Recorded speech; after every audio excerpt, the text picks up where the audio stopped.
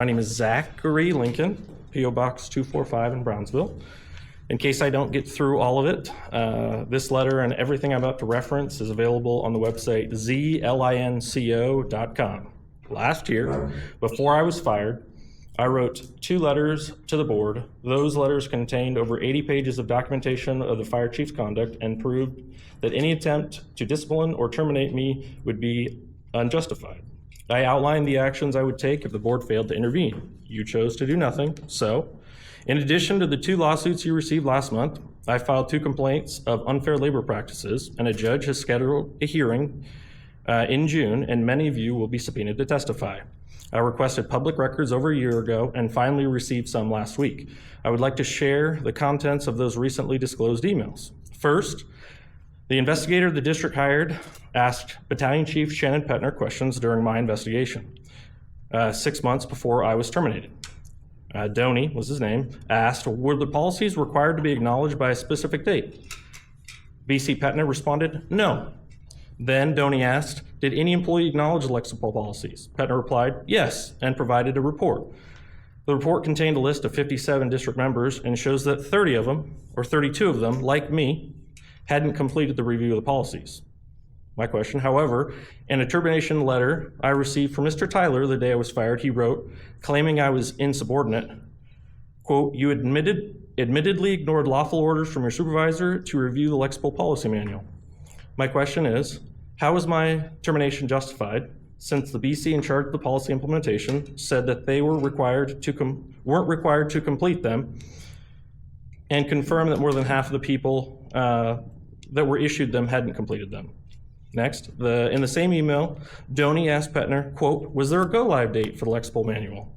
Petner responded that she didn't have a date for that. She discussed in her notes that district had planned a future meeting for a sort of finalization for people to be caught up and familiar with policies. Again, in the termination letter, Mr. Tyler stated, quote, your conduct has demonstrated a lack of integrity, honesty, professionalism, and judgment. Your actions are a violation of district policy, and went on to list 7 different district policies that are in this new policy manual he alleged I violated. Mr. Tyler wrote in the letter, quote, in your rebuttal/grievance document, you write at length that the policy manuals were not formally in place or that there was some sort of grace period. This is not accurate, end quote. It's quite obvious, based on these emails, that the policies were not in place.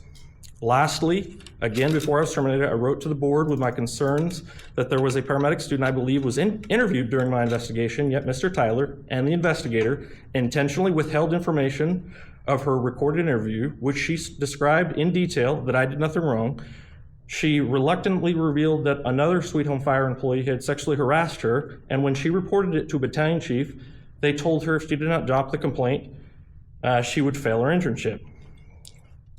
Mr. Tyler adamantly denies this and withheld any reference of this from my termination documents. However, in the last week's document, Mr. Doney's invoice said that he had a 90-minute interview with a paramedic student as part of my investigation. Also, there's an exchange of emails between Tyler and Doney in which Mr. Tyler gives the paramedic student's cell phone number. 3 minutes are up. Please wrap it up. Okay. If you would like to submit the speech to the I have 1 line left. I have 1 line left. If not, I'll yield Mr. Walker's time. Also, there's an email exchange between Doney and Tyler in which Tyler gives the paramedic student cell phone number to Doney. Then Doney sent Tyler an email stating, just so you're aware, this may open up other issues with employees who get named from this incident. These are some of the questions many of you will have to answer under oath in the hearing next month.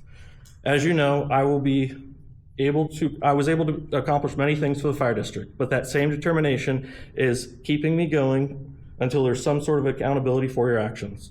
I have given you every opportunity to do the right thing, but you have left me no choice but to hold you publicly accountable. That's all I have.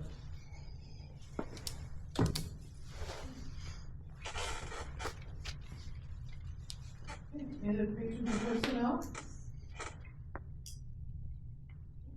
Thank you. Old business.